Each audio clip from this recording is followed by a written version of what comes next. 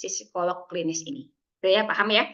Jadi psikolog klinis ini tugasnya melakukan penyesuaian, jadi mengajak mengarahkan si klien ya kan, menemukan berbagai macam permasalahan yang menjadi trigger pemicu atau pemicu yang mendorong si klien ini memiliki permasalahan mental ini. Kita arahkan dari step-stepnya itu teman-teman diajarkan di asesmen psikologi. Oke, kedua, ini yang umum. Ingat-ingat teman-teman. Jadi teman-teman sejauh ini udah di semester lanjut banget, masih bingung ya. Nah, di umum ada kognitif, teman-teman. Ya, di umum ada kognitif. Nah, kognitif ada yang paham, ada yang masih merambang-rambang, ada yang masih mengingat-mengingat, lupa Bu, ya kan? Ada yang sama sekali blank karena baru masuk ya. Nanti teman-teman yang baru masuk nih, calon-calon mahasiswa nih, udah menjadi mahasiswa mungkin ya, udah daftar ulang. Nah, itu nanti akan teman-teman ketemu nih di semester awal psikologi kognitif. Nah, psikologi kognitif ini sangat berperan sekali dalam dunia pendidikan, biasa dipakai ya untuk psikologi pendidikan kognitif banget ya. Jadi psikologi kognitif ini jenis psikologi yang membahas proses mental internal di dalam individu ya. Nah, psikologi kognitif erat dengan ilmu filsafat, syarat dan linguistik. Nah, jadi teman-teman agak terbuka nih, wah ternyata kemarin pernah dapat psikologi kognitif. Psikologi kognitif ini ngebahas apa aja sih internal kita, bagaimana proses kita menerima informasi, itu dibahas di psikologi kognitif. This meeting is me.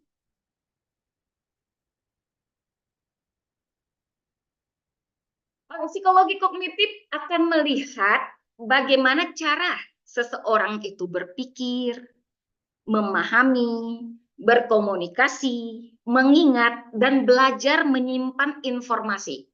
Dengan mempelajari ilmu psikologi ini, kita akan bisa meningkatkan daya ingat dan meningkatkan akurasi pengambilan keputusan. Nah, harusnya nih teman-teman, sejauh ini teman-teman sudah mengambil prodi psikologi, teman-teman sudah belajar banyak tentang psikologi, harusnya sudah membuat teman-teman itu terampil dalam konsentrasi dalam menyimak, dapat menafsirkan, dapat menyerap informasi itu dengan baik, dapat mengkomunikasikan apa yang teman-teman dapatkan gitu kan.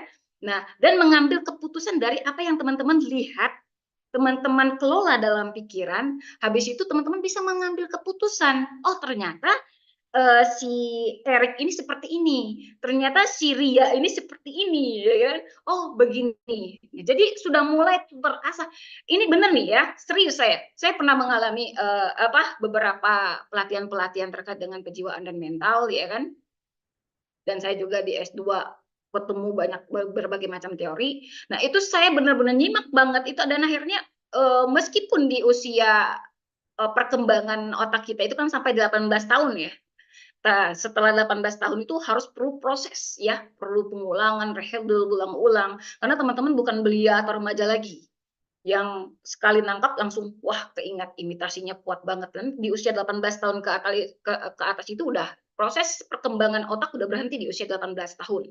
Nah, jadi di usia setelah 18 tahun teman-teman harus menggunakan proses pengulangan-pengulangan. Nah, ketika teman-teman belajar dengan benar nih ya, untuk khususnya buat teman-teman yang baru kuliah ini, benar-benar amati penyampaian dosen, proses kognitif teman-teman asah, itu akan membuat teman-teman terampil. Terampilnya dalam apa aja? Komunikasi. Teman-teman akan paham. Kenapa? Karena penyerapan itu tadi, teman-teman udah dikelola dalam proses neuronnya ya, sel-sel dalam, karena ada biopsikologi juga ntar diajar.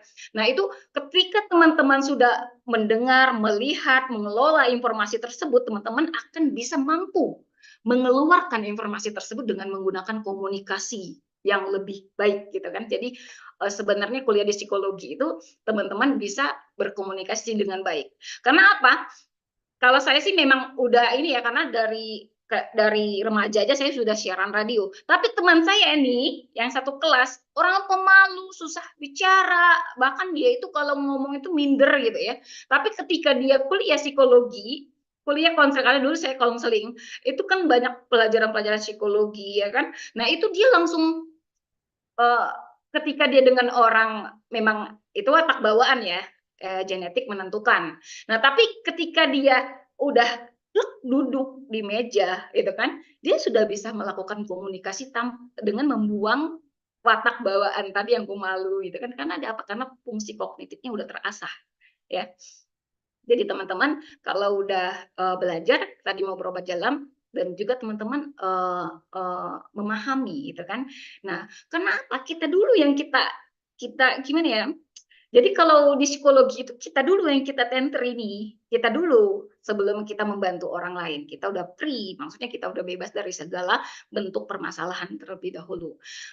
Memang kita kalau psikolog nggak boleh ada masalah, enggak, bukan kayak gitu. Kita misalnya masih ada sesuatu yang belum nyatu, ya kan, kayak konsleting, tapi belum bener nih kabel-kabelnya nih, dibenerin dulu. Bukan berarti kalian nggak boleh ada masalah, pasti ada masalah dalam kehidupan itu. Tapi teman-teman sudah bisa memaintain atau teman-teman sudah bisa menanggulangi stres ya dengan baik, baru teman-teman bisa mampu memberikan bantuan kepada orang lain. Gitu. Oke, selanjutnya masih di psikologi apa tadi? Ini jenisnya? Psikologi umum. Masih konsen ya? Psikologi umum, Bu. Masih konsen ya? Oke, psikologi perkembangan selanjutnya. Oke, setelah kognitif. Ini teman-teman juga nih akan dapatkan ini nih yang baru. Mungkin yang udah lama, udah semester atas sudah melewati melewati psikologi perkembangan. Nah, psikologi perkembangan ini kita mempelajari apa aja? Ingat teman-teman ya, masuk nih klinis, kognitif, perkembangan itu masuk di umum. Nah, psikologi perkembangan itu psikologi sistematis yang dialami seorang selama hidup. Nah, jenis psikologi ini membahas perkembangan manusia dari bayi, anak kecil, remaja, dewasa, hingga tua. Nah, bagaimana kan dari kecil kita udah belajar bagaimana bentuk pergaulan kita, lingkungan kita, membentuk karakter kita. Tadi kan karena berkontribusi besar ya. Nah, nanti udah sekitar mau masuk SD, udah terbentuk nih karakter seperti ini. Ntar ketemu lagi pengalaman-pengalaman hidup di SMP, udah berubah lagi karakternya. Itu yang dipelajari di perkembangan, teman-teman.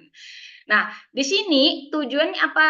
Nah, mempelajari perkembangan motorik, ya kan, pembentukan kepribadian, pemahaman tentang diri dan lingkungan itu di sini. Bagaimana fungsi kognitifnya udah mulai apa namanya, mulai berkembang, sudah mulai tadinya kan kalau anak kecil kan dia udah mulai bingung tuh untuk mengaplikasikan atau dia udah masih dia nyerap tapi dia bingung mengaplikasikannya kepada orang itu bagaimana. Nah, itu udah mulai berkembang gitu di sini. Nah, itu yang dibahas itu ya.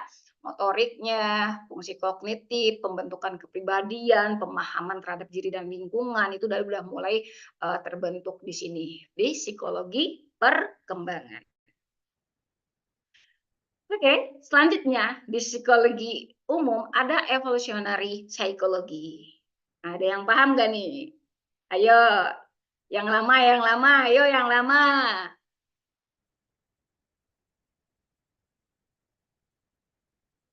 Apa nih yang akan dibahas di evolutionary psikologi nih? Psikologi Ini Bu, yang ngebahas tentang evolusi, teori-teori evolusi dari kayak sikap, pikiran, perasaan bagaimana dalam pola apa ya, memandang tentang evolusi dari biologikalnya manusia juga gitu. Gitu nggak sih Bu?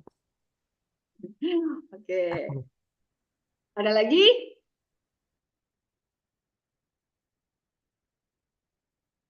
Bingung, Bu? Bang Upai, Bang Upai semester berapa nih Bang Upai? Saya bukan di psikolog, Bu, tapi di manajemen semester 3 baru masuk. Oh, dia Nah, makanya saya belum tertarik. ketemu Ibu. Manajemen. Kenapa nih motivasinya manajemen masuk di ruang psikologi? Pengen tahu aja Bu, ya pengen nambah wawasan aja dikit-dikit. Ini orang Pengen yang kenal sama Ibu juga, soalnya di kampus ininya pembimbing dosen Ibu Hamidah. masa sih? Iya, di kampus saya pembimbing Ibu Hamidah. Jadi penasaran Bu Amida yang mana ya, gitu ya. Persis kok sama fotonya sama Ibu. Belum update Yakin? kali. Belum update ya. Soalnya Soalnya udah diganti tahu semester namanya. 1, Mohon maaf. semester 2 masih Ibu Hamidah. Mudah-mudahan nanti beneran ya pembimbingnya saya ya. Oke. Amin. Amin, amin. Saya tidak menutup kemungkinan, Ri, ntar area juga pembimbingnya saya, siapa tahu ya. Amin, Mendingan amin. tuh pengujinya saya, jangan pembimbingnya saya. Enggak ah. Oke. Nih, Mudah-mudahan nanti. psikologi evolusioner akan melihat bagaimana perilaku manusia dipengaruhi oleh penyesuaian psikologi selama evolusi. Psikologi evolusioner mencoba mempelajari faktor genetis dalam berbagai aspek dari perilaku manusia. Udah mulai paham belum sampai di sini? Oh, ternyata psikologi evolusi itu mempelajari penyesuaian manusia dalam proses perkembangan. Ini kalau lebih mendekati dengan psikologi perkembangan, tapi dia lebih kepada urusan terhadap biologis, genetik. Tadi seperti saya bilang watak bawaan. Nah, dari lahir dia memiliki gen ayah. Gen ayah ini pemarah, ya kan? Nah, dia tumbuh menjadi anak yang emosional. Meskipun ibunya ya ramah tamah kayak saya gitu. Jadi bapaknya sih pemarah, tempera ya kan, dia mudah emosi kayak gitu. Nah, itu dilihat dari si anak ini tumbuh kembangnya nih. Nah, apakah watak bawaan ini bisa diredakan dengan watak pembelajaran ibunya yang sabar tadi, itu dilihat dari sini. Itu namanya psikologi evolusi, Noder. Nggak dapat ya teman-teman ya ini ya? Dapat nggak? Halo? Ada yang mendengarkan saya? Belum, Bu, Belum dapat Ibu. Belum, Bu. Kan belum belajar. Belum Ibu. Yakin yang semester atas belum dapat? Belum Bu. Kan baru. Belum Bu, belum belajar. Bukan belum dapat, tapi belum menyimak dengan baik dan benar. Nah, jadi teori ini, jadi semester yang sekarang 4C menjadi 5C. Ayo, itu psikologi perkembangan dapat dengan saya loh. Ada psikologi evolusi di situ. Kalau di kelas aku nggak ada, tapi aku pernah baca ini di luar dari kelas. Oh gitu. Kita nggak diajarin yang kelas A. Masuk yang pengen jadi psikologi forensik tadi. Jadi psikologi forensik masuk di jenis psikologi umum. Ingat nih, pengen jadi psikologi forensik, masuk di jenis psikologi umum. Oke, forensik ya, area ya. Oke, area masuk sih kalau mau jadi psikolog forensik ya. Amin. Amin. Doa seorang ibu ya, Bu. Nanti tes bakat minat sama saya, Ri ya. Ketemu nggak? Siap.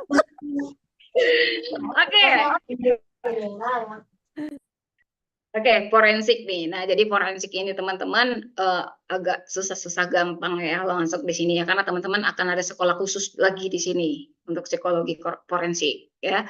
Dari setelah teman-teman S1 lulus psikologi S1, insya Allah mudah-mudahan ketika teman-teman nanti lulus ini kita juga udah bagus, teman-teman keluar dengan ini melanjutkan lagi, itu ada setelah lanjutkan profesi pun teman-teman akan ada tambahan lagi teman-teman ya, sekolah tambahan lagi itu seperti pelatihan, teman-teman lebih mendalami lagi tentang biologi, lebih mendalami lagi tentang pokoknya yang tentang organ-organ manusia segala macam itu lebih dipahami lagi, didalamin lagi itu untuk psikologi forensik. Panjang ini cerita ini ya. Jadi teman-teman akan dihantarkan lagi, kayak teman saya sampai di luar negeri juga itu, tapi keren sampai udah itu berhubungan dengan kriminalitas segala macam itu ya. Oke, ini di UI bagus. Psikologi forensik merupakan jenis psikologi yang dipakai dalam penyelidikan kriminal, dan hukum. Seorang psikolog forensik akan mempraktekkan psikologi sebagai ilmu dalam sistem peradilan pidana serta pengadilan sipil. Sudah dapat gambaran kan? Kalau untuk jadi psikologi forensik kayak case-nya Mirna kemarin, ya, Mirna cyanida, itu psikolog forensik turun ada berapa itu, ya kan? Ngetes cyanida. Nah, dan juga teman-teman kalau untuk forensik, teman-teman harus paham jenis-jenis zat-zat yang zat-zat berbahaya yang terkandung di dalam apa-apa. Nah, itu. Coba yang pengen jadi psikologi forensik saya tanya. Kalau itu kan kemarin kan case-nya cyanida. Cyanida itu kalau di dalam makanan terdapat di mana? Selain apel. Singkong. Singkong. Lagi. Apalagi ya. Bu. Ya. Peluang. Apa itu? Peluang, Bu. Bu. Peluang apa? Hah? Apel. Ya, apel kan selain apel, saya bilang apel itu kan udah familiar banget. Yang nggak familiar ini harus tahu, ya kan? Ini Bu, cherry, plum, pokoknya makanan yang intinya yang memiliki biji yang area ini. Oke. Teman-teman tahu nggak? Kentang Oh ya, yang biasa kentang kita juga. makan itu kalau seandainya dia ada warna kehijau-hijauan, singkong gitu juga kalau seandainya ada urat-urat itu dia udah lama itu dia bisa mengeluarkan zat cyanida itu. Nah, termasuk juga rebung dari bambu itu yang senang makan rebung. Benar. Nah, itu tinggi cyanida di rebung itu, Serem ya. banget. Makanya kalau rebung itu harus direbus dengan maksimal. Itu makanan kesukaan saya itu rebung. Nah, tapi ada kandungan cyanida kalau tidak benar dikelola. Nah, itu dipelajari di psikologi forensik, masuk di mana, ntar ini kandungan ini bertemu ini, ntar jadi zat apa. Nah, itu dipelajari di forensik, diperdalam lagi itu ya. Oke. Nah, sampai sini teman-teman sudah dapat gambaran ya. Oke, selanjutnya psikologi kesehatan. Oke, teman-teman udah pada dapat nih semester atas nih ya. Nanti yang baru juga ketemu nih sama psikologi kesehatan. Pokoknya seru banget nih. Buat yang baru-baru masuk psikologi, udah keren banget dah kalau belajar psikologi itu menyenangkan ya. Menyenangkan. Kita akan ketemu nanti ada psikologi positif, kita akan diasah dalam proses pemikiran positif, psikologi well-being, ya kan? Nanti bagaimana keluar dari pasca trauma, ya kan? Itu dipelajari di psikologi positif. Bagaimana bisa melepaskan diri dari segala belenggu sesuatu yang dapat membuat kita rusak, ya kan? Nah, biasa hati ini menahan terus, ini tahan sakit terus. Nah, itu belajar di psikologi positif, ya. Oke, yang umum selanjutnya adalah psikologi kesehatan, ya.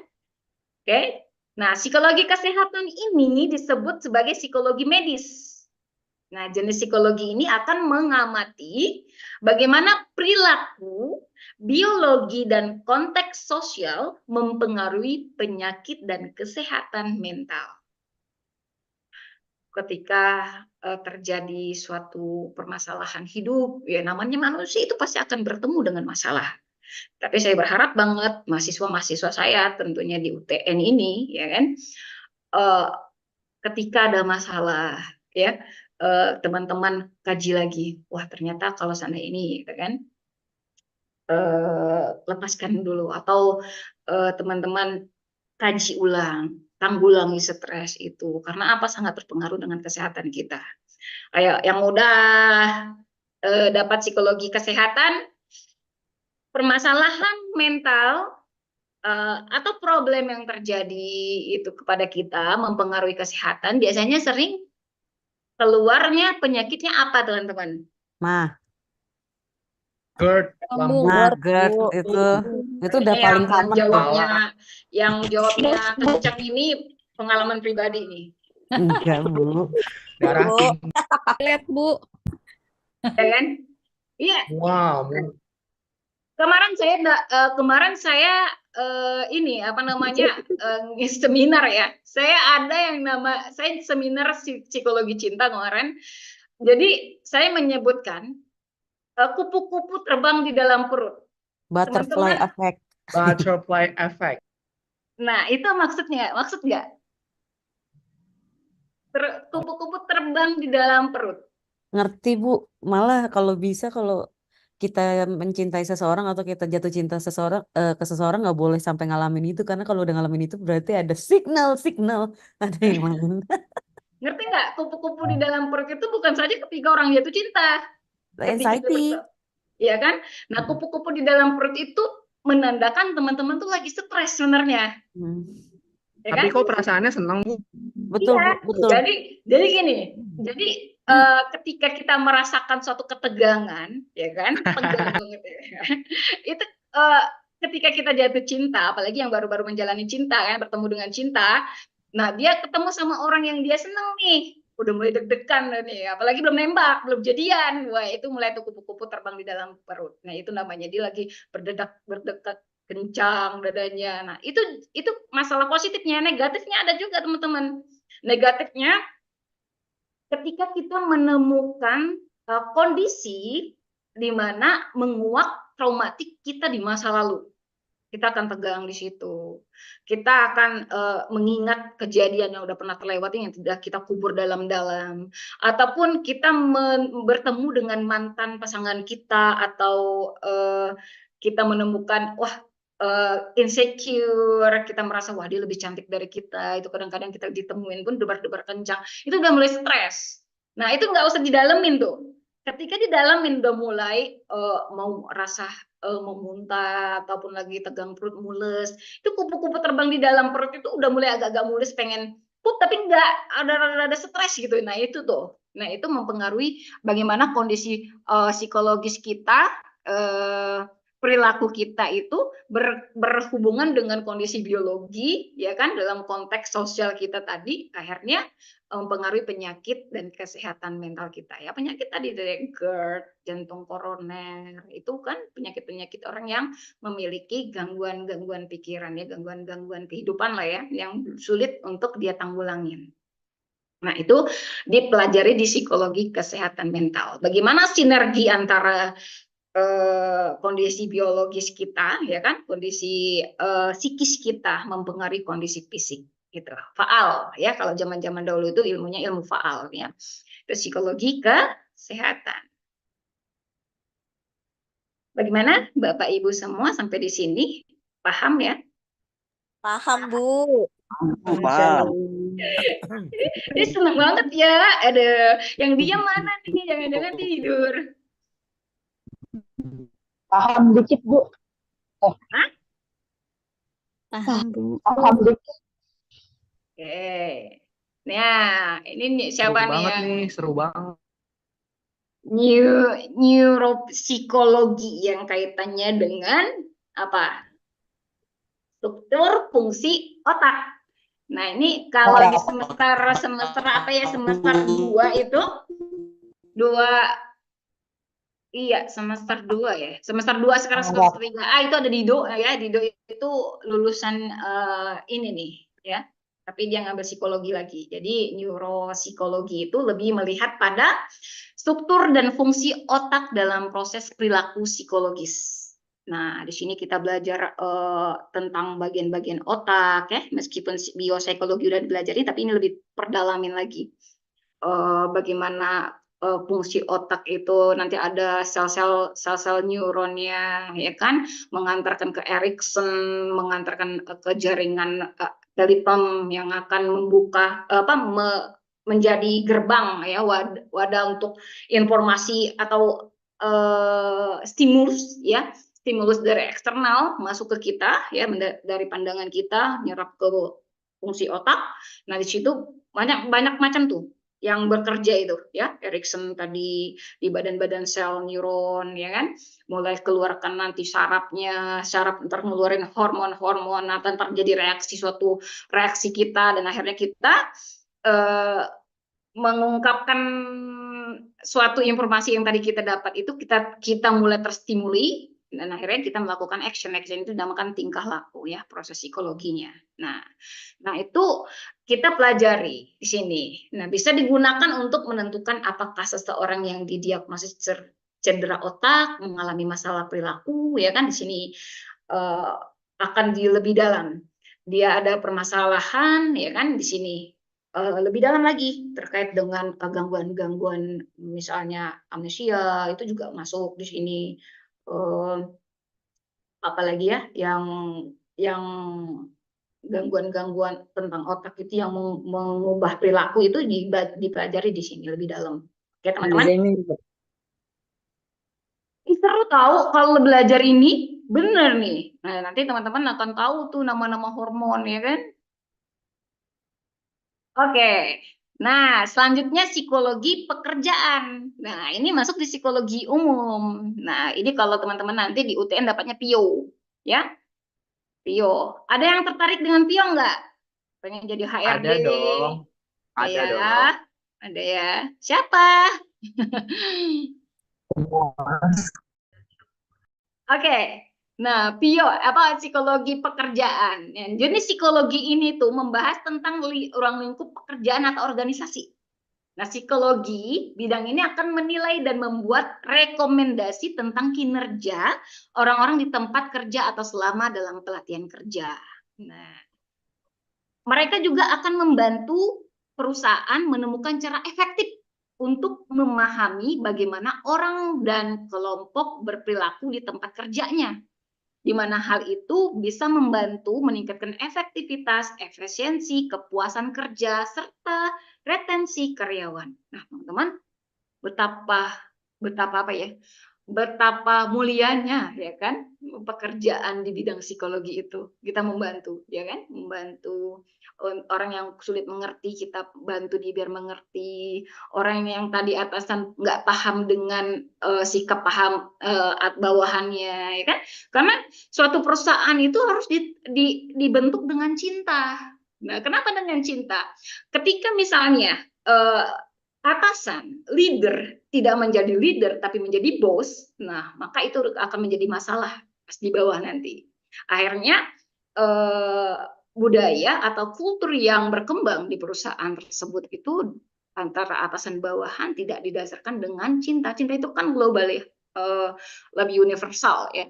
Jadi ketika misalnya udah ada nih si Pio datang ke situ membantu atasan untuk memahami lebih dalam tentang bawahan-bawahan ya kan, bagaimana proses dia kerja, efektivitas kerja di perusahaan tersebut ya kan, kepuasan kerjanya seperti apa, retensi si karyawannya seperti apa, itu terbantu dan akhirnya bisa menumbuhkan budaya kerja yang lebih sehat ya, lebih oke dan lebih maksimal dan akhirnya perusahaan tersebut dapat tumbuh kembang dengan baik.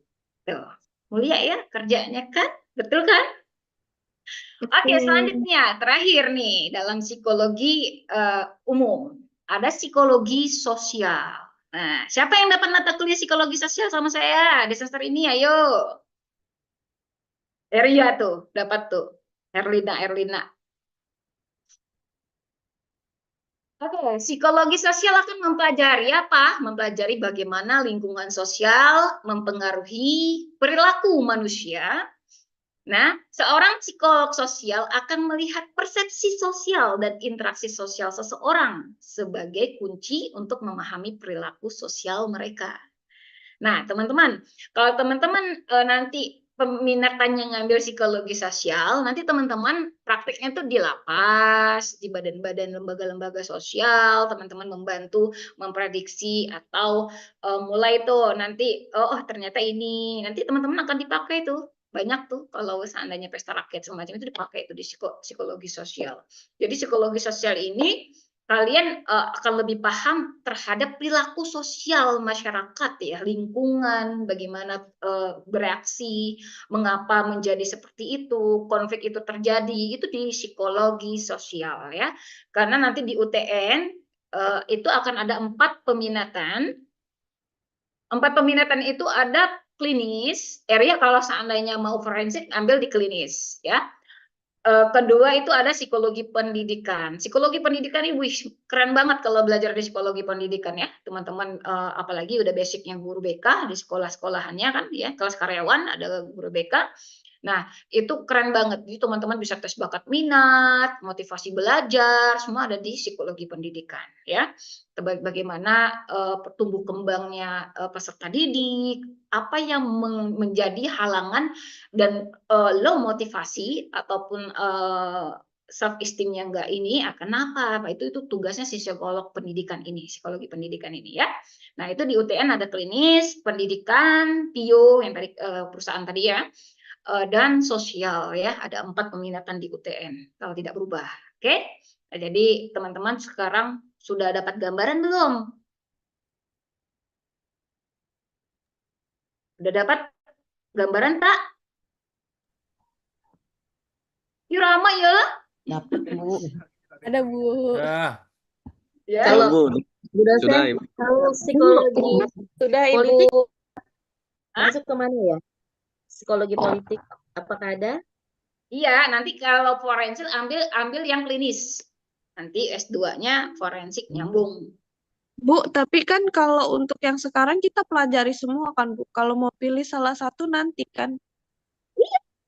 Semua dipelajarin, sosial dipelajarin, forensik kalian di semester 6 dapat forensik. Terus semua ada psikologi umum itu ada dapat semua. Oke. Tenang, oke. Ini nih saya tuh bertanya-tanya ya, nggak ngeliatin orangnya, ngeliatin namanya, ada yang mana kegerangan dirinya.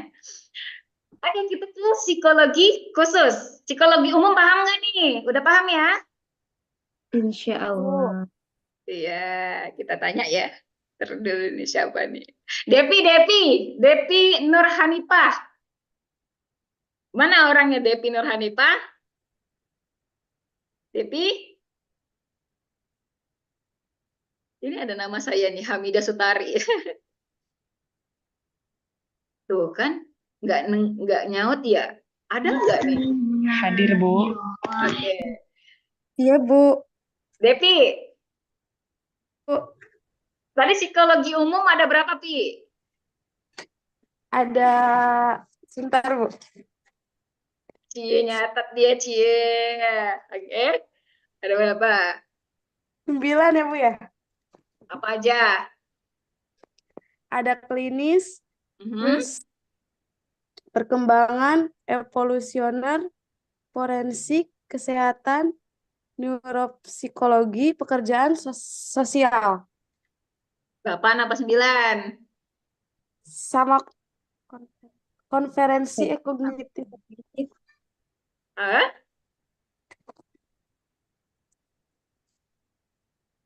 Oke, udah oke sih. Coba. Nanda Hani. Nanda. Tapi ini banyak yang ini ya. Peserta-pesertanya ini mahasiswa baru banyak kayaknya nih ya. Nama-namanya asing nih.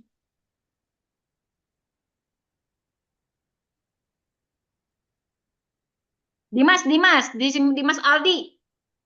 Kalau nggak nyaut berarti dia ketiduran nih, kasihan nih. Dimas. Dia nggak nyaut apa takut menjawab atau gimana nih? Ini kepental-pental ya orangnya. Oke, Mulyadi. Ini Mulyadi kan kalau malam nggak kerja nih. Mulyadi?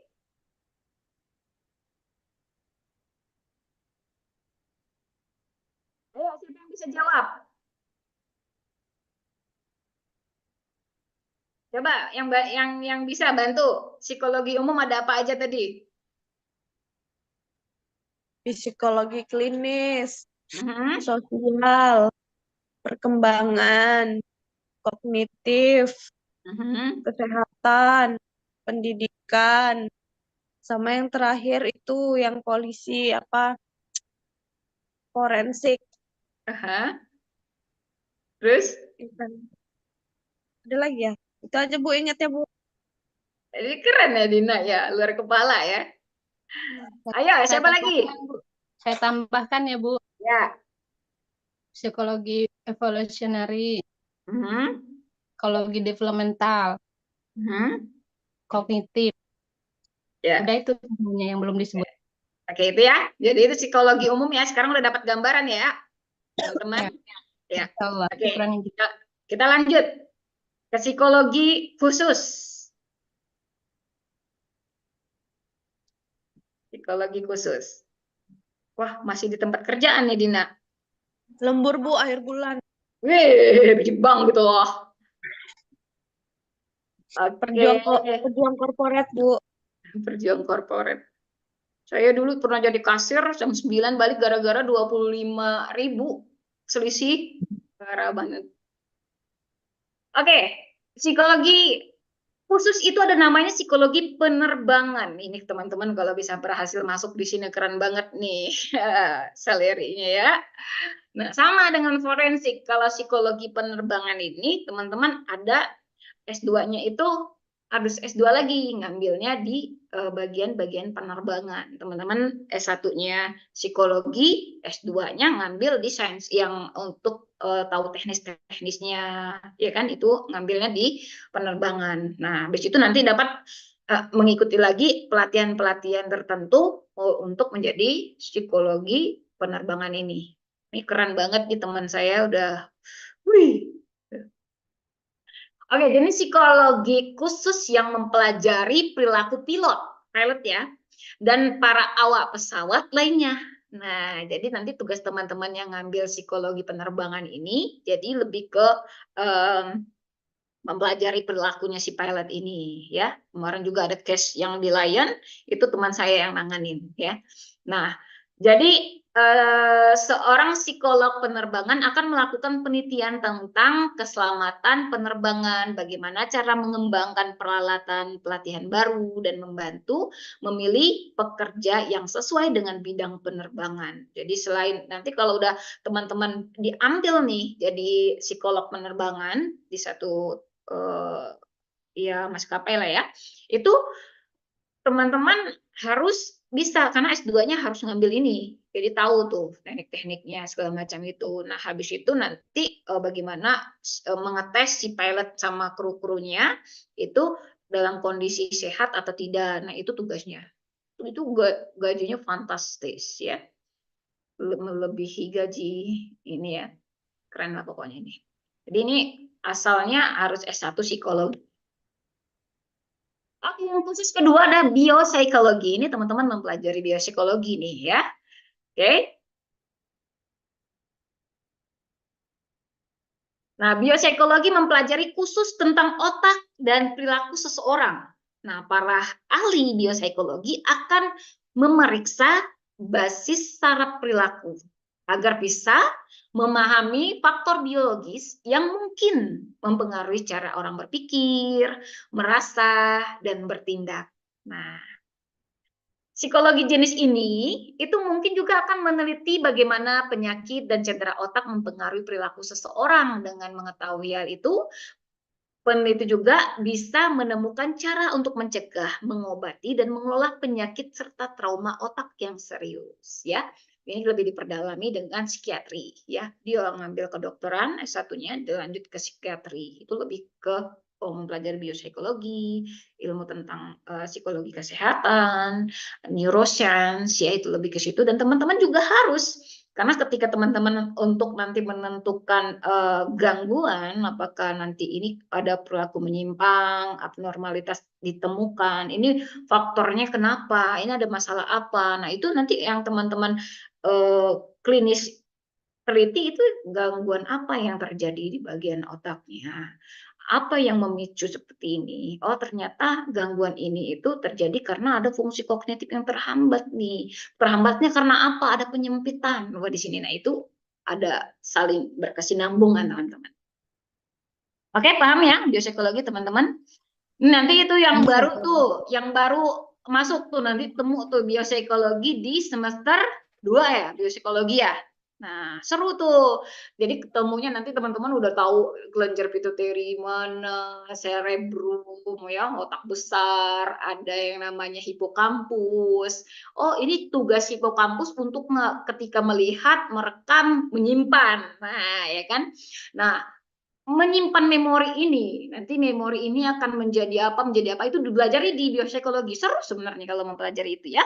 Jadi teman-teman harus semangat nih yang baru-baru nih ya, jangan kendor. Meskipun nanti dalam perjalanan kuliahnya ada tugas-tugas yang mungkin teman-teman akan kelelahan atau apa, ya harus bisa membagi waktu. Pesan saya, jangan pernah meniru sesuatu yang tidak baik ya. Jadi kalau seandainya teman-teman udah mulai kuliah nih, ada tugas, kerjakan tugas itu tanpa menunda. Karena dengan penundaan itu akan menjadi permasalahan secara tidak langsung, teman-teman akan menjadi stresornya teman-teman. Akhirnya teman-teman stres, lelah, dan akhirnya penat, dan akhirnya memutuskan ya udahlah aku berhenti saja. Nah itu biasanya yang saya lihat ya.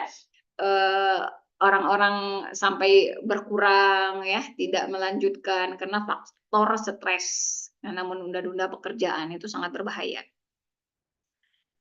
Oke, selanjutnya di jenis psikologi khusus ini ada yang namanya psikologi konsumen. Nah, ini tugas psikologi konsumen ini dia ini lebih kepada meneliti perilaku konsumen dan mengembangkan strategi pemasaran untuk mempromosikan bisnisnya. Nama psikologi ya, udah mulai pandai mendiagnosa, meneliti, menelaah, menerawang. Oh ini ternyata kalau kayak gini itu nggak suka nih pasaran di sini itu. Pasaran di sini tuh orangnya lebih, kalau di ekonominya tuh lebih ekonomi ke bawah, menengah ke bawah gitu kan. Dia kalau sananya jualnya lebih di angka yang ini kayaknya nggak bakal ini di sini. Tapi kalau sananya jualnya gitu, jualnya seharga ini tapi peminatnya banyak, kita akan sukses. Nah itu udah mulai tahu langkah-langkah mempromosikan bisnis untuk maju tuh. Nah dia udah mulai kalau untuk psikologi konsumen tuh dia lebih kepada peka terhadap riset ya kan. Dia udah mulai observasi, mulai melakukan penelitian di lapangan itu. Jadi psikologi jenis ini tuh mampu membantu kegiatan bisnis dengan memahami alasan apa yang membuat konsumen itu membeli suatu produk atau layanan. Nah, jadi teman-teman, ketika teman-teman nanti dapat nih psikologi konsumen, teman-teman udah oke tuh. Misalnya nanti ada di kelas ini di webinar ini tuh ada yang berminat untuk jual online skincare, kan banyak tuh orang yang influencer yang bisnis kayak gitu ya. Nah pakaian, produk fashion. Nah kalau dipelajari psikologi konsumen, selain teman-teman mampu untuk komunikasi pemasarannya ya, komunikasi pemasaran lebih di dalam ini di kuliah ini nih ya. Jadi cara teknik-teknik penjualan, bagaimana mengetahui karakter pembeli ini, pembelinya ini apa namanya, cuman apa namanya, kalau bahasa penjualan tuh dia ini cuma nanya-nanya doang ya kan, bikin harapan palsu gitu kan. Ini apa serius, ya udah mulai dipahami ketika kita udah mempelajari psikologi konsumen. Nah ini orang cuma nanya-nanya doang gitu kan. Oke, selanjutnya ada psikologi lintas budaya. Nah, ini kalau semester 6, 5 udah dapat 6 udah dapat di psikologi lintas budaya. Oke, psikologi lintas budaya membahas bagaimana latar belakang budaya mempengaruhi perilaku. Misalnya, seorang psikolog lintas budaya mungkin akan meneliti bagaimana perbedaan suatu budaya yang dibangun individu dalam mempengaruhi perilakunya. Oke, nah jadi di psikologi lintas budaya nih teman-teman, kayak Mbak Merta itu kan di Kalimantan ya, di Kalimantan Barat ya. Mbak Merta itu satu wilayah sama saya, Kalimantan Barat. Nah kita di sana itu namanya, kalau saya kan di kotanya, kalau Mbak Merta di Sintang. Nah Sintang itu di pedalaman ada atas bukit itu ada suku apa namanya, penduduk asli di Kalimantan Barat. Masih kalau dulu itu masih ada pakaian budaya-budaya mereka itu. Jadi budaya-budaya mereka itu yang membuat perilakunya itu menyimpang. Kita menyebutnya, kalau kita tidak mempelajari psikologi lintas budaya ini, kita akan mengatakan abnormal, ya. Ini kayaknya abnormal nih, nggak wajar nih seperti ini ya. Kok pakai ini bla bla bla, terus lingkungannya begini bla bla bla itu. Nah, tapi ketika kita mempelajari psikologi lintas budaya, bagaimana budaya itu berkembang di situ dan bisa diterima di lingkungan budaya tempat tinggal itu dan tidak menjadi suatu permasalahan dan itu tidak bisa dikatakan abnormal. Nah, itu kita bisa menentukan seperti itu. Ketika kita mempelajari psikologi lintas budaya. Oke, selanjutnya psikologi militer. Nah, psikologi militer ya, teman-teman, juga ini khusus ya. Jadi, psikologi militer ini mempelajari bagaimana psikologi dalam aspek kehidupan lingkungan militer. Psikolog militer bertugas untuk merawat tentara yang memiliki penyakit mental, tekanan emosional, hingga membantu transisi kehidupan tentara untuk kembali ke kehidupan sipil. Nah, jadi psikologi militer ini, saya tuh alhamdulillah ya punya teman-teman ya, ada juga yang ini nih, psikologi militer. Jadi dia ketika dia bagian dia tuh menangani tentara atau aparat yang mau pensiun. Nah, biar dia bisa kembali menjadi masyarakat sipil bagaimana. Kan ada tuh yang nggak melalui mengikuti tatanan kan. Ada yang nggak ngikutin tatanan itu, dia habis pensiun, akhirnya dia bingung kan. Jadi dia masih kayak, ini kan kejadian-kejadian kemarin kan, yang jadi kriminalitas itu, nah itu kan karena gangguan mental, ya.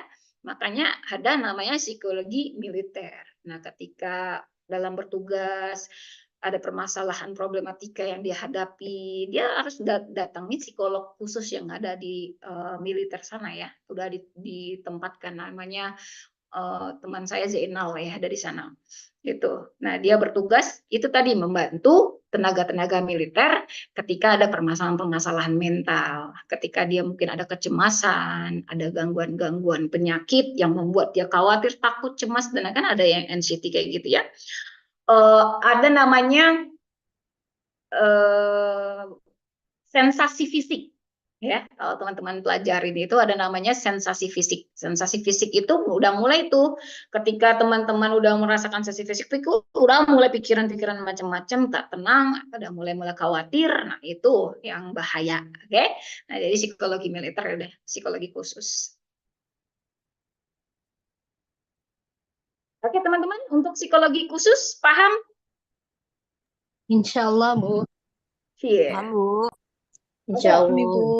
Apa aja psikologi Insya Allah khusus? paham, Bu. Itu sangat menarik, Bu. Insya Allah, Bu, Psikologi militer. banget. Insya Allah paham, Bu. Apa saja psikologi khusus tadi? Psikologi penerbangan, Bu. Penerbangan, biopsikologi, Psikologi, psikologi konsumen, psikologi lintas budaya, sama psikologi militer. Oke. Alhamdulillah ya, masih banyak yang masih on ya. Oke, kita lanjut.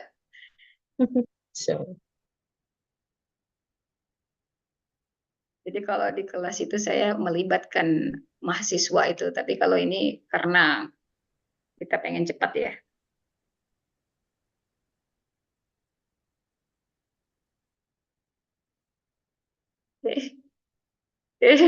Kok lari-lari?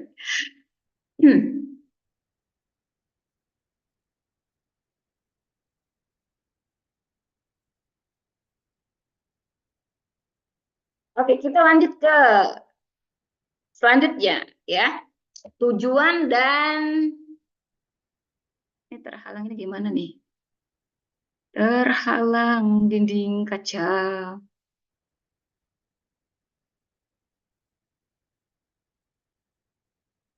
Ini kok nggak bisa saya klik?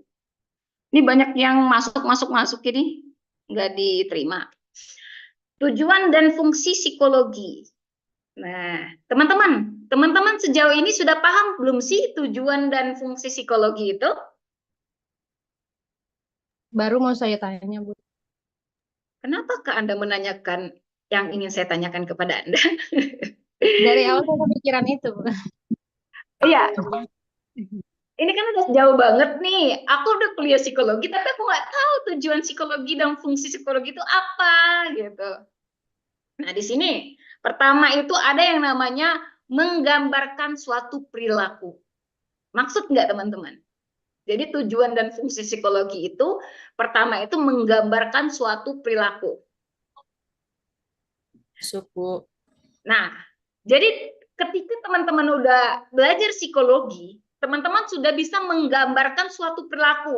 Wah, dengan teman-teman mendengarkan, ya namanya kita calon-calon psikolog itu kan mendengarkan, melihat bagaimana gestur dia dia melakukan gestur, dia menggenggam tangan ataupun dia kakinya diinian, terus dia mulai matanya kemana, itu kita udah bisa menggambarkan suatu perilaku itu. Oh, ternyata dia lagi menahan sesuatu.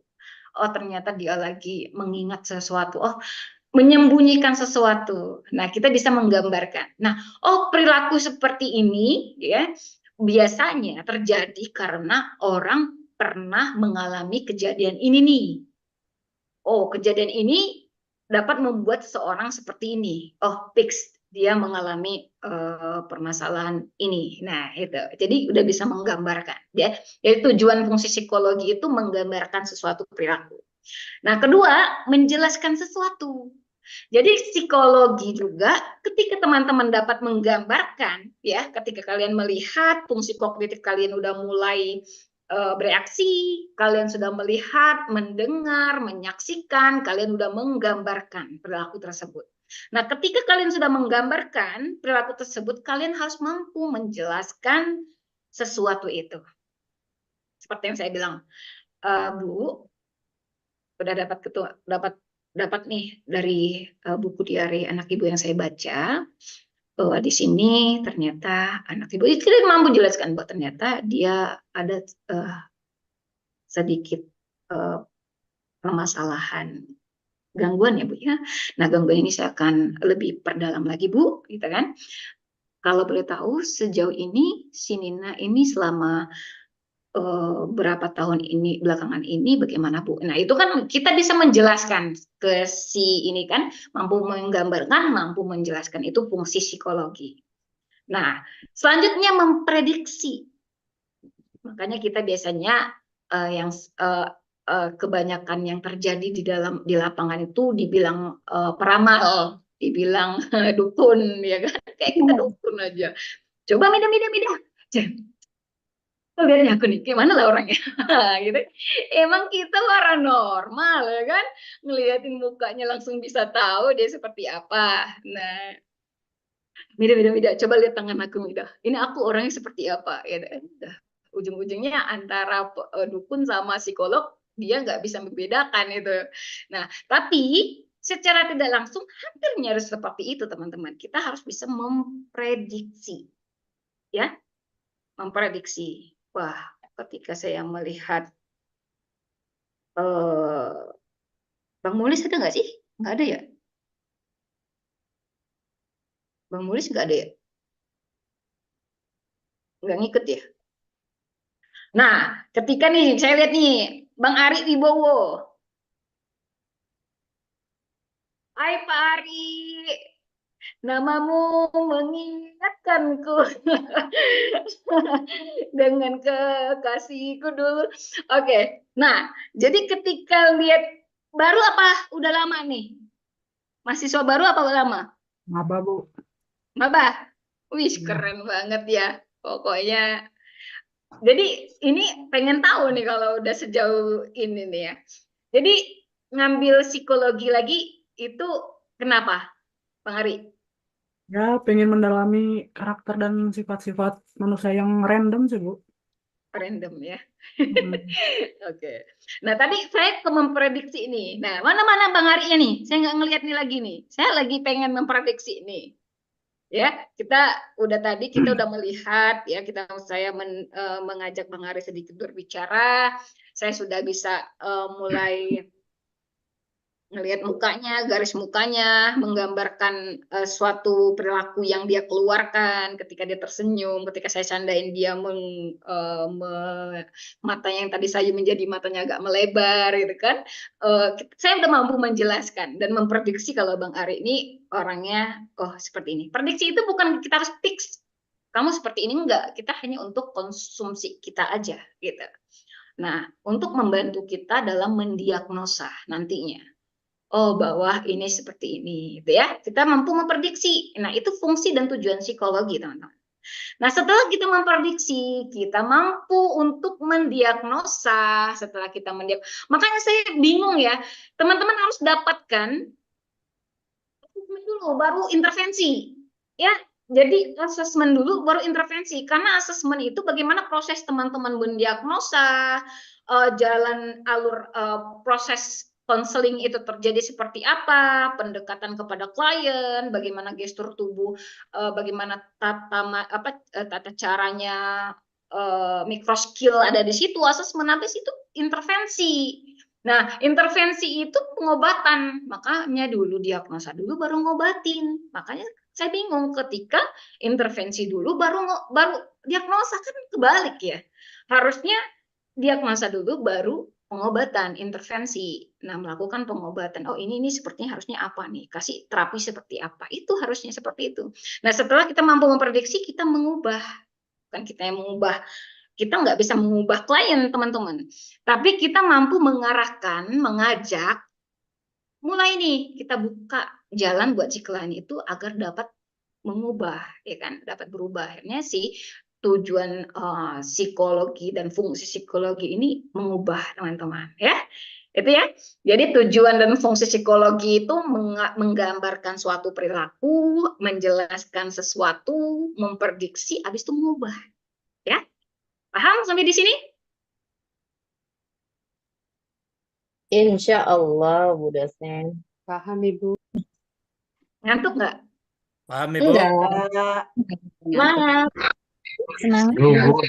Semangat. Apa ya, kalau bahasa Korea nggak apa-apa? Bencana. Bencana. Bencana, yo. Udah 1 jam belum nih, Bang Ahmad nungguin nih. Nah, terakhir kita bicara manfaat ilmu psikologinya. Jadi, setelah kita mengetahui jenis psikologi, wah, oke nih, malam ini gue udah tahu nih jenis-jenis psikologi. Ya, baru mau masuk psikologi udah paham nih. Padahal kakak tingkatnya aja belum paham nih. Udah di malam ini baru paham. Terus ada yang udah paham deh belum? Maaf ya yang udah paham. Terus yang kedua, udah tahu jenisnya, fungsi manfaatnya apa, fungsinya, tujuannya udah tahu, dan kita harus tahu lagi manfaatnya. Biar enggak arah dan tujuanku untuk psikologi ini kemana sih? Aku bingung. Ya udahlah kuliah-kuliah aja. Akhirnya mau motivasi. Ketika belajar udah nggak konsentrasi, pengennya udah dapat gelar aja. Nah itu ya, saya tidak pengen seperti itu. Ketika memang teman-teman pengen jenjang karirnya, ya kan? It's okay, tapi disertai dapat ilmunya juga, oke? Kita udah mulai ke penghujung nih. Nah, mengetahui manfaatnya, mengetahui emosi dan perilaku pada manusia. Jadi kalau kalian berobat jalan, pas nih manfaat ilmu psikologi gitu. Jadi mengetahui emosi dan perilaku pada manusia.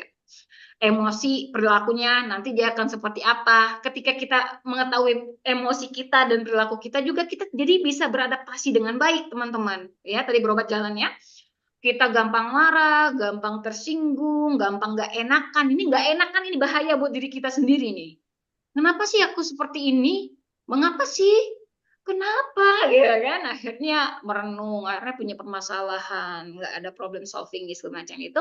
Nah, akhirnya karena tidak diatasi dengan baik, ditanggulangi stresnya dengan baik, seperti itu. Kenapa? Karena tidak tahu, ya. Jadi manfaat ilmu psikologi, manfaat ini akan didapatkan ketika teman-teman menuntut ilmunya dengan baik dan benar. Jadi kalau seandainya masuk kuliah tumpang nama aja, habis itu kemana-mana, itu karena nggak on cam, dosennya juga nggak tahu dia lagi ngapain di mana, gitu kan. Nah, itu mungkin manfaat dari psikologinya belum begitu maksimal didapatkan ya, belum ya. Oke, selanjutnya untuk memiliki kemampuan memahami orang lain dan diri sendiri serta memecahkan masalah yang baik dengan cara yang baik. Oke, jadi ketika kalian belajar ilmu psikologi dengan baik, maka kalian mampu memahami orang lain dan diri sendiri serta pemecahan masalah yang baik. Nah, biasanya ada miskomunikasi antara kita dan sahabat, antara kita dan rekan kerja, antara kita dan keluarga, saudara, pasangan. Nah, itu karena apa? Karena kita belum mampu memahami apa sih yang kita mau, apa sih yang orang itu inginkan. Komunikasi tidak bisa kita jalankan karena apa? Karena kita mempertahankan, mengaungkan ego kita. Nah, makanya kemarin saya ngisi seminar tentang hubungan ini ya, pernikahan. Itu kenapa banyak yang bercerai, banyak yang tidak sejalan, banyak yang ini. Karena apa? Karena dia belum tahu ya dan memahami. Karena setiap pasangan itu punya bahasa cintanya masing-masing. Love language ya. Jadi misalnya saya dan pasangan saya love language saya apa? Bahasa cinta saya itu apa? Misalnya sikat touch. Saya senang dipegang kepalanya atau dipeluk. Pokoknya pegangan gitu ya, disentuh gitu. Nah, tapi misalnya pasangan saya itu misalnya karena di laki-laki pelayanan. Wah, gosip service gitu kan. Makanya ketika sakit, saya sakit nih, Kak, sakit nih saya gini nih. Padahal saya pengen disayang-sayang, tapi dia, oh iya sakit ya. Oke kakak beliin obat ya. Kamu butuh obat apa? Oke, makanan yang ini kamu suka apa? Karena dia servis pelayanan gitu ya. Nah, jadi ketika saya ngambek karena saya nggak paham apaan sih orang itu juga ini saya bisa kok suruh ini gitu kan akhirnya nggak nyambung, di situ terjadi awal pertengkaran. Nah, itu karena apa? Karena kita tidak memahami, belum belajar psikologi. Jadi kalau udah belajar psikologi bisa lebih paham. Oke, meningkatkan fokus, perhatian dan konsentrasi. Ketika kita belajar psikologi, ntar di asesmen juga teman-teman akan lebih fokus perhatian dan konsentrasi. Karena apa? Karena psikolog, calon psikolog itu harus fokus ya. Harus perhatian, harus konsentrasi. Kita harus bisa meningkatkan empati kita, ya, meningkatkan rasa kasih, cinta dan sayang kita, gitu kan? Jadi kita lebih fokus. Meskipun ketika kita sudah melatih ini, belajar dengan psikologi dengan baik dan manfaat yang kita secara tidak langsung kita dapatkan, meskipun kita punya problem di rumah, ketika kita udah di meja kerja nih sebagai psikolog, kita akan fokus. Kita akan benar-benar menjiwai itu, ya. Jadi kita mudah fokusnya. Selanjutnya, mengatasi rasa cemas dan menghibur diri. Ya kan, biasanya cemas itu kan banyak ya. Jadi selanjutnya mendapatkan bekal keahlian berkomunikasi serta memanajemen konflik. Nah, jadi kalau teman-teman yang di kelas ini merasa, Bu, saya diajarkan dong Bu, Ibu buka privat dong Bu, ngajarin komunikasi. Wah, kalau seandainya kamu belajar benar-benar nih psikologi, kamu akan mampu berkomunikasi dengan baik, bahkan memanajemen konflik juga oke, ya. Cemas, kamu juga akan bisa menanggulangi anxiety kamu, kecemasan kamu. Fobia, kamu ada fobia, kamu akan bisa nanggulangi itu dengan belajar psikologi. Makanya kalau seandainya ada yang bilang berobat jalan, it's okay. Selanjutnya, mengetahui makna sesungguhnya dari perilaku manusia dan membantu membentuk kepribadian. Jadi kalau udah kita benar-benar belajar psikologi, kita paham tuh orang modus apa enggak. Ya, kita udah mulai tuh paham tuh orang tulus apa enggak. Kita paham tuh, bukan kita mau seuzon ya, kita udah bisa melihat dari dia ngomong, dari perilaku dia, itu nggak langsung sekali sih, nggak langsung sekali ketemu langsung bisa, tapi kita udah bisa komunikasikan, bla bla bla, oh ini sepertinya ada unsur-unsur seperti ini, begitu ya, jadi itu manfaatnya, oke? Sampai di sini teman-teman, kita kembalikan kepada moderator kita. Oke, baik. Terima kasih Bu Hamidah atas materi yang telah disampaikan. Luar biasa. Ini sangat insightful banget ya. Terkhusus bagi mahasiswa baru dan bahkan ada dari program studi lain dan juga ada calon mahasiswa yang lagi bingung nih. Gimana ya, gue mau ngambil psikologi nggak nih gitu ya. Mungkin di perasaannya masih bimbang nih. Jadi bisa menambah pengetahuan lagi tentang psikologi dan semakin mendalami nanti kalau misalkan jadi ambil psikologi. Oke, jadi sekarang Ibu nanti kita berikan waktu untuk diskusi bagi teman-teman yang ingin bertanya ya. Jadi kami berikan kesempatan bagi 3 penanya. Silakan teman-teman bisa bertanya langsung kepada Bu Hamidah. Silakan bisa raise hand dan juga aktifkan mikrofonnya untuk bertanya ya, silakan. Itu banyak yang chat itu. Oke, Oke. bisa saya baca satu-satu ya. Kan ya, di kolom chat boleh. Kalau misalkan mungkin malu untuk on mic, kita bacakan di kolom chat Ibu. Ada pertanyaan yang Udah pertama. ya banyak tuh yang nanya tuh, angkat tangan tuh. Oh, ada yang raise hand. Oke, coba ya kita pertama ke Kak Hanifah.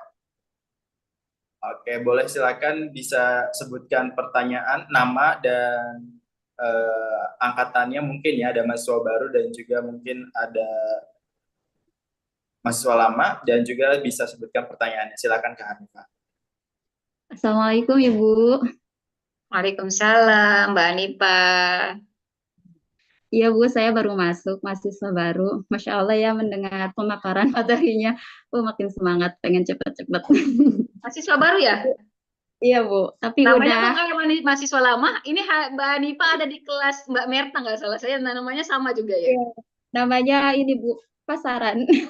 Iya. Oke, selamat datang di UTN ya Mbak Anipa ya. Iya. Ini Bu, yang mau saya tanyakan, yang pertama adalah bagaimana ya Bu cara mengubah stigma masyarakat ya Bu yang mengenai ini loh. Kadang apa ya namanya? Ketika seseorang mau pergi ke psikolog atau psikiater itu kayak aib gitu loh Bu, malu gitu loh Bu. Sehingga gitu banyak orang yang udah ngeh gitu bahwa di dirinya itu udah ada kondisi-kondisi mental yang udah agak melenceng nih gitu ya.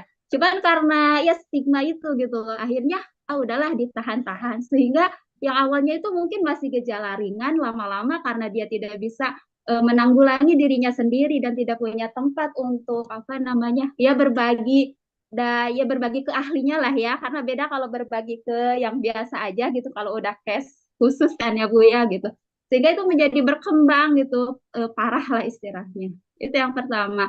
Terus yang kedua, tadi kan untuk penjurusan ya Bu ya, peminatan kan ada psikologi pendidikan ya Bu ya di sini gitu. Nah itu kan bagaimana ya Bu nanti peranannya gitu. Sedangkan kan di universitas lain contoh ada jurusan bimbingan konseling kan.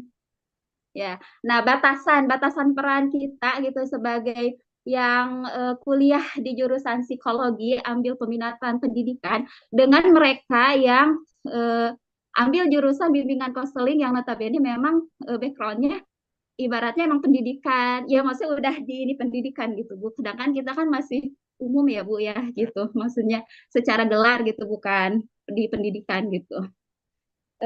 Itu sih paling Bu untuk pertanyaannya. Terima kasih Ibu. Assalamualaikum warahmatullahi wabarakatuh. Waalaikumsalam warahmatullahi wabarakatuh. Oke, bisa langsung dijawab mungkin ya Bu, agar nanti diskusi. Iya, nggak lupa ya. Oke, Mbak Anipa, terima kasih ya untuk pertanyaannya.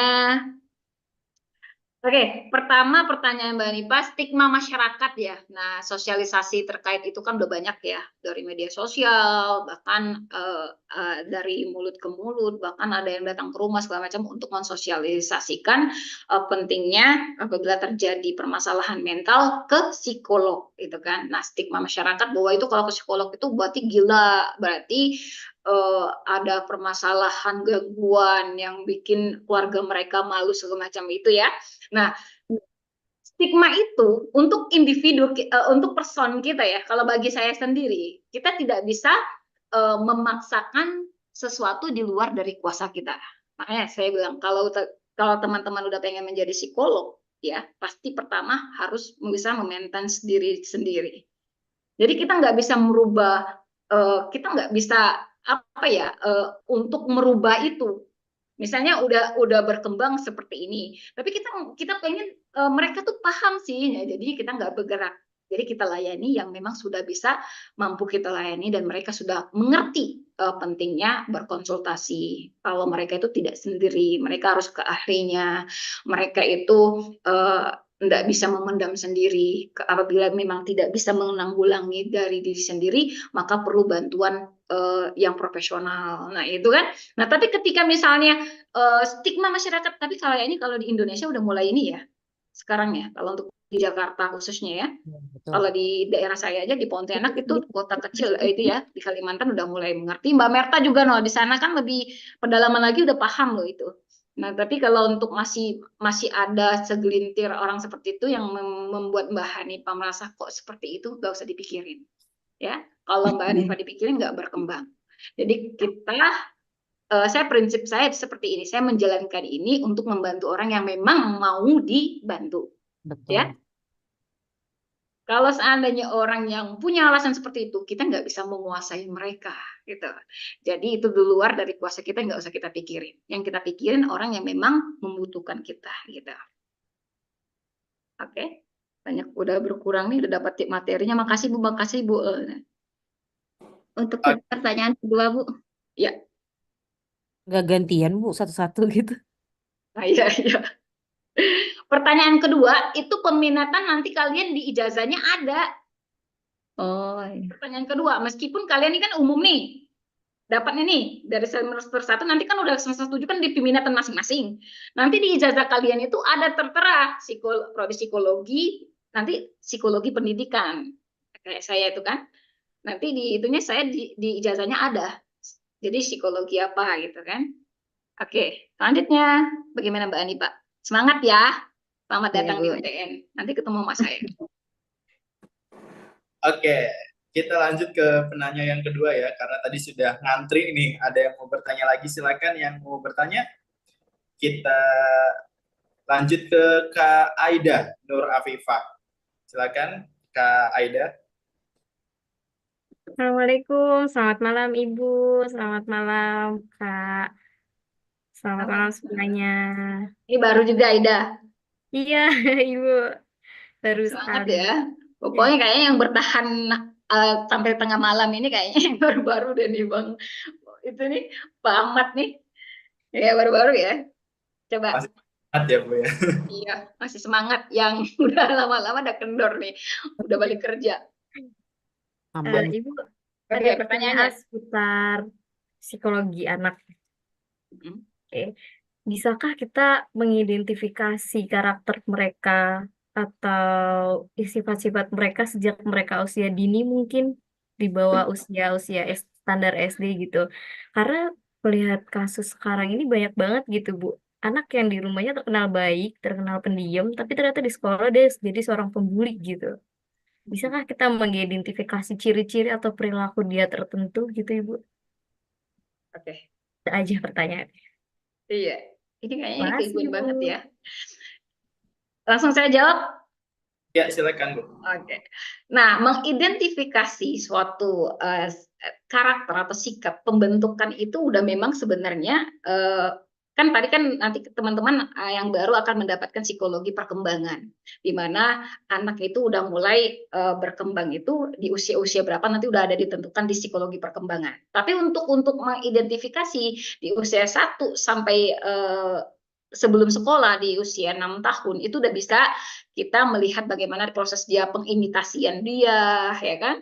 Bagaimana yang dilihat itu sebenarnya teman-teman semua di sini ya, buat ibu-ibu yang ada di sini juga, saya menginformasikan kepada kalian sebagai orang tua. Sebenarnya kalau terjadi sesuatu itu anak kita masih di bawah umur ya.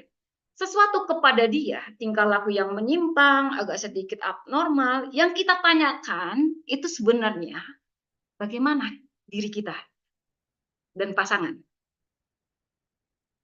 Yang kita tanyakan pertama kali adalah diri kita.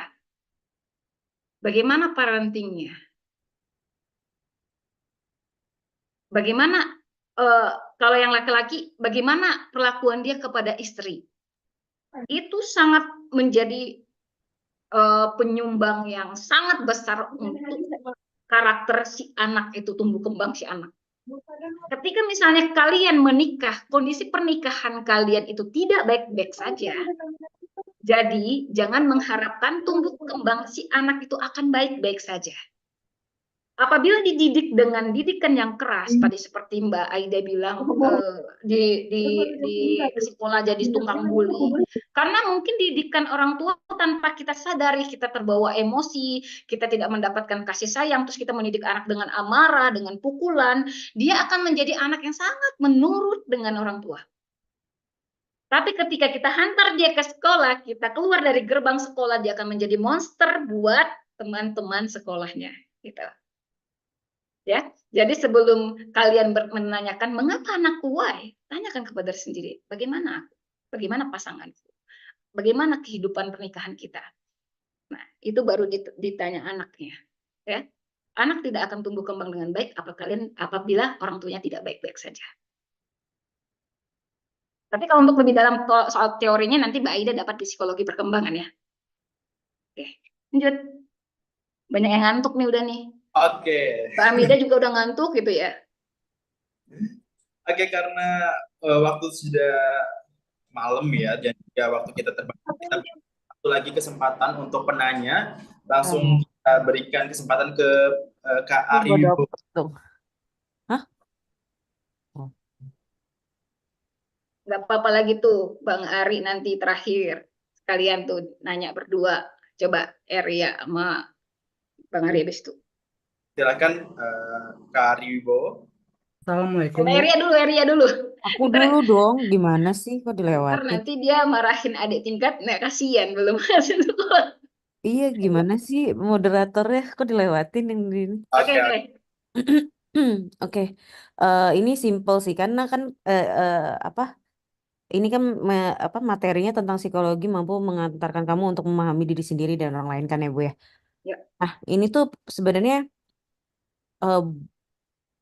hal yang sepele tapi bukan hal yang sepele, hal yang nggak pernah kepikiran. Cuman ini penting untuk kita sebagai si mahasiswa, khususnya untuk orang yang mau ngambil psikologi atau yang mempelajari ini, penting untuk kita ketahui pertanyaan-pertanyaan kritis apa sih Bu yang membangun kesadaran untuk kita mengenal siapa diri kita, khususnya emosi kita, gitu loh. Yang dimana ini kayak kalau ditanya kamu masuk psikologi apa, karena ini, jadi itu kan kebanyakan karena permukaan aja, tapi gimana caranya kita mengenali emosi kita dari lapisan-lapisan paling dalam dengan pertanyaan-pertanyaan kritis yang sebelumnya mungkin teman-teman kita nggak tahu itu cara ngegalinya tuh gimana Bu. Oke. Pertanyaan-pertanyaan kritis untuk mengetahui emosi dan memahami diri kita, gitu kan? Nah, sebenarnya untuk memahami diri kita, itu kita harusnya nggak bergantung, maksudnya dengan kan kalau seandainya dosen nanyain apa sih motivasi kalian untuk masuk psikologi, ya kan? Apa sih goals-nya? Nah, bagaimana kamu bisa, itu pertanyaan akan lebih panjang gitu. Tapi ketika misalnya Eria pengen mengharapkan pertanyaan kritis, apakah pertanyaan kritis itu akan mampu membuat Eria paham dengan diri Eria gitu kan? Iya, jadi kayak maksudnya pertanyaan kritis yang harusnya kita sendiri tanyakan ke diri sendiri gitu loh Bu, maksudnya bukan dari dosen, tapi gimana kita melahirkan pertanyaan kritis untuk diri kita sendiri untuk mengenali kondisi psikologi kita atau untuk mengenali kenapa kita memilih psikologi untuk mata kuliah yang kita pelajari sehingga kita bisa memahami diri sendiri dan orang lain. Soalnya kan kalau kita kurang mengkritisi diri sendiri, maksudnya dengan pertanyaan yang melahirkan kesadaran akan diri sendiri, itu kan jadi kurang gimana kita memahami orang lain kan Bu, gitu. Maksudnya gitu. Nah, Maksudnya teman-teman, bisa Ibu sharing ke kita tuh apa kira-kira gitu Bu. Oke. Teman-teman, Mbak Eri maupun teman-teman yang lain, kadang-kadang kita punya tujuan masing-masing ya untuk mengambil kuliah psikologi. Ya, diantaranya tadi berobat jalan, diantaranya pengen mau tahu kayak Eri pengen forensik. Kenapa sih aku pengennya seperti ini? Itu sebenarnya pada dasarnya diri kita yang tahu. Diri kita yang tahu tujuan kita. Kenapa sih aku seperti ini? Nah, mungkin kebingungan itu di pertengahan jalan itu seperti kultur atau mekanisme yang terjadi di pas kalian dalam mengikuti perkuliahan itu kan banyak tuh, ada kejadian-kejadian tertentu yang membuat kalian akhirnya stuck, bingung. Kenapa ya? Akhirnya bingung dengan tujuan kalian. Nah, menggali tujuan kalian di awal, mengapa pengen mengambil psikologi itu, kalian harus menggali lagi. Aku seperti ini. Aku punya trust issue. Kamu punya trust issue kan, Ri? Misalnya, ini kan Eri yang ngomong. aku punya trust issue dan aku mengambil psikologi ini pengen mendalami trust issue itu seperti apa, bagaimana proses pengobatannya, bagaimana keluar traumatic growth-nya itu gimana, keluar dari traumatiknya, bagaimana. Nah, itu kan sebenarnya diri kalian masing-masing yang paham, itu kan? Mm-mm. Ya kan? Nah, tujuan awalnya, makanya ketika kebingungan itu terjadi dan saya sangat benar-benar lebih care ke teman-teman semua ketika di setengah jalan ada sesuatu yang kesandung atau kalian menemukan sesuatu mekanismenya yang kok begini, itu wajar ya dalam Ya. suatu kondisi kampus itu pasti akan ada oh ini kok dosennya agak susah, kok ini nilai saya begini. Nah itu kan terjadi, itu ketegangan itu yang membuat kalian biar gitu. Jadi tujuan awal kalian dalam mengambil psikologi sebenarnya suatu sandungan-sandungan itu tidak menjadi hambatan-hambatan kalian untuk kembali ke tujuan awal. Makanya setiap masuk kuliah, Area juga pernah kalau saya masuk di kelasnya saya akan tanyakan apa motivasi dan goals kalian mengambil kuliah psikologi gitu. Pasti saya tanyain itu tujuan awalnya apa. Nah, ketika pertanyaan-pertanyaan kritis seperti apa sih Bu? Ya tanyakan seperti yang saya bilang tadi. Aku adalah Area. Aku adalah seorang ini. Misalnya aku Hamida, aku anak keempat dari 6 bersaudara. Aku tumbuh kembang seperti ini. Oh, aku punya trust issue seperti ini.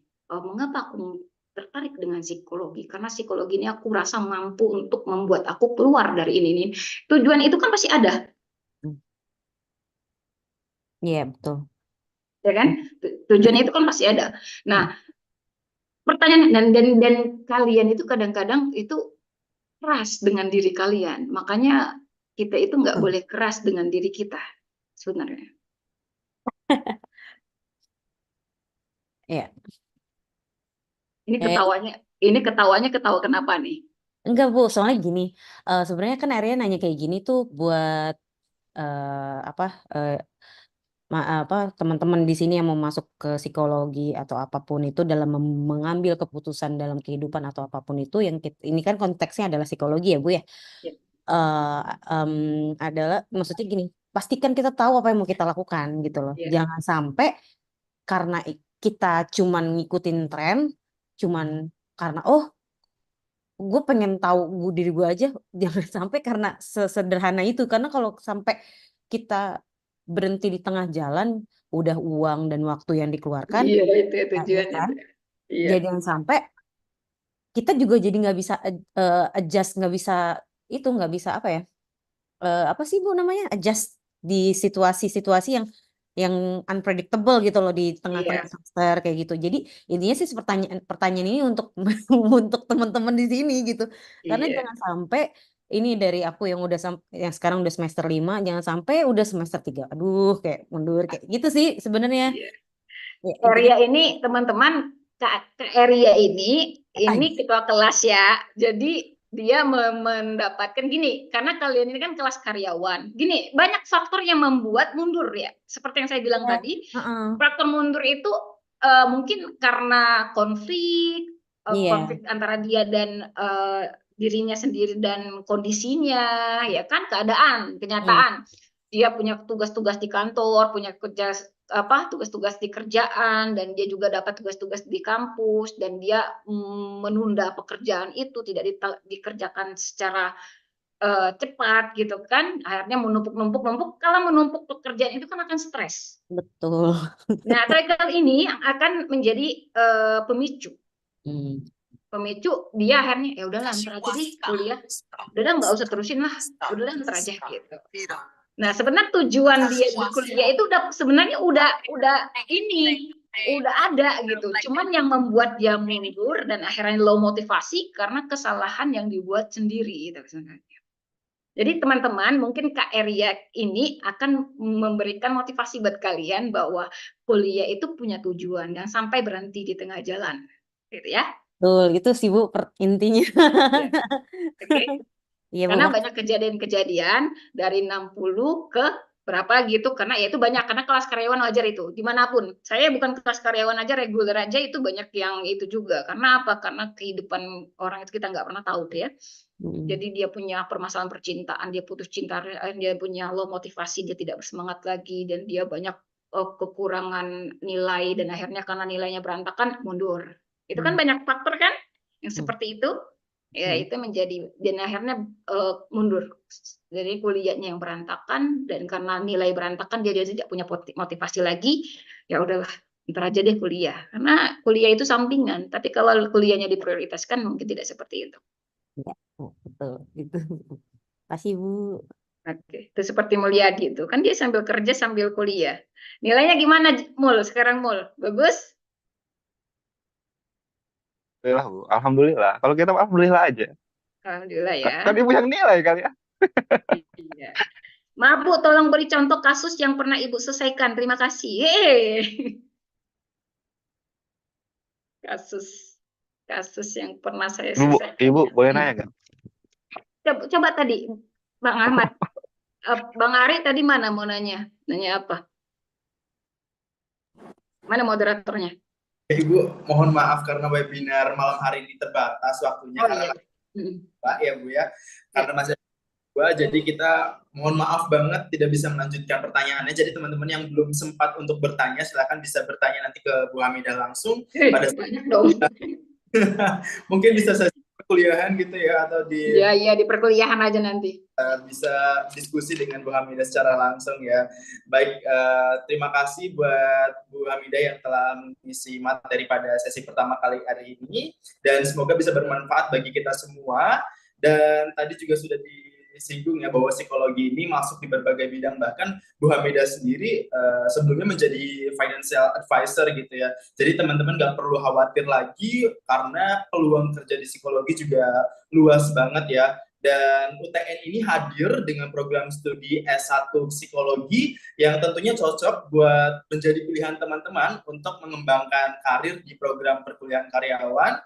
Dan jadi jangan lupa teman-teman segera daftar di P2K atau program perkuliahan karyawan Universitas Teknologi Nusantara di edunitas.com. Dan kami juga mengingatkan bagi teman-teman yang baru daftar belum melakukan registrasi untuk segera melakukan daftar ulang karena perkuliahan akan segera dimulai, dan tentunya akan belajar dan mendalami psikologi bareng Bu Hamidah nantinya nih. Oke, mungkin sebelum kita tutup Ibu, kita dokumentasi terlebih dahulu ya Bu ya. Iya. Yang belum daftar, daftar. Ajak teman-teman keluarganya daftar di UTN. Oke, kita dokumentasi terlebih dahulu dari slide pertama. Kita hitung mundur 3, 2, 1. Oke. Slide kedua 3, 2, 1. Slide berikutnya 1, 2, 3. Oke. Oke, baik. Terima kasih kepada Ibu Hamidah ya. Tadi mungkin saya mengutip kata-katanya juga Bu Hamidah ya, jangan pernah menunda tugas kuliah yang akan mengakibatkan teman-teman jadi kelelahan dan menimbulkan stres, dan malah nanti akan menimbulkan juga rasa ingin menyerah. Jadi jangan sampai menyerah teman-teman, tetap semangat buat yang lagi menjalani kuliah, dan bagi calon mahasiswa baru juga ya, untuk bisa semangat lagi menuntut ilmu di psikologi, khususnya di Universitas Teknologi Nusantara. Baik, terima kasih Bu Hamidah yang telah meluangkan waktunya. Terima kasih Bu. Kita mau lanjut ke sesi 2. Mungkin Ibu selamat melanjutkan aktivitasnya. Terima kasih Ibu atas waktu dan kesempatannya untuk bisa mengisi di webinar pada malam hari ini. Oke, terima kasih Bu. Sama-sama. Assalamualaikum. Waalaikumsalam warahmatullahi wabarakatuh. Terima kasih Ibu. Terima kasih. Terima kasih Ibu. Tidak. Teman-teman semua, kita akan memasuki sesi yang kedua webinar pada malam hari ini, dan tentunya ini yang tadi sudah di-spill dari awal ya, kita akan membahas gimana sih cara mendapatkan peluang bagi teman-teman yang mau side hustle ya, atau freelance. Dan kali ini kita akan membahas mengenai Edunitas Affiliate Program yang akan disampaikan oleh Bapak Adi Supoyo. Oke, selamat malam Pak Adi. Malam Mas Imam. Apa Oke, kabar siap, Malam? Pak Adi.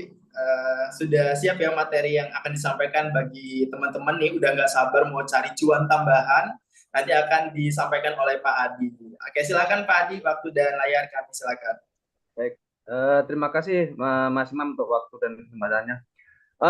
Selamat malam semuanya. Terima kasih telah bergabung ya di webinar Expertas. Mungkin langsung aja karena waktunya udah malam juga. Izin untuk share screen ya.